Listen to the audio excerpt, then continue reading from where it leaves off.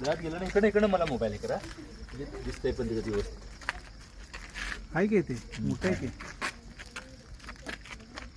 इकडे इकडे संतोष त्याचं तोंड कुठे कळीना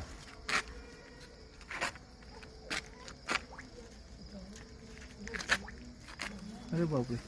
दिसतील आवाज कसला करावा लागलाय आवाज हां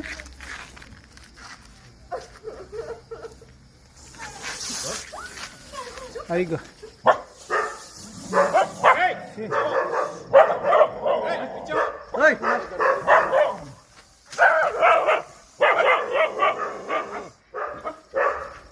करताना कॅमेरा त्याला माहित नाही पण या सापानं जर कुत्र्यावरनं अटॅक केला तर नागापेक्षा ज्या धोकादायक असतं लक्षात घ्या म्हणजे आम्ही कुत्र्यांना सवय लावताना कुत्री हे करू शकतात पण हा साप अतिशय वेगाने अटॅक करू शकतो आणि कधी कधी नागाच्या विषयाचा परिणाम कुत्र्यावरनं जास्त होत नाही पण घोणच होऊ शकतो लक्षात घ्या आणि बाकीच्या गोष्टी तुम्ही हे केला मी एका कार्यक्रमात इथं आलो लक्षात घ्या आणि त्यामुळे असा पोशाख माझा दिसतोय त्याचबरोबर ही महत्वाचं आहे की हा साप किती शांत बसला होता नंतर मात्र झडप घेऊन तो अटॅक करण्याचा प्रयत्न करतो 1 सेकंदला 3 फूट हल्ला तो चढवतोयच त्याचबरोबर आपण किती म्हणजे काळजीपूर्वक ह्याला पकडताना काळजी घ्यायला पाहिजेत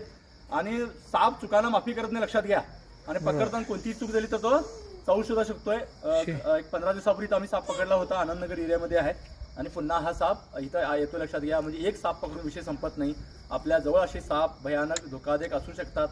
स्वतःहून काय करत हे मी पुन्हा सांगेन जसं तुम्ही बघितलं आपलं आयुष कडला असणार इथं आम्ही काय तर चूक केली तर तो चावण्याचा प्रयत्न करतोय हे खरं आहे घेऊनच रसस वायपर 4 वर्षाचा साप आहे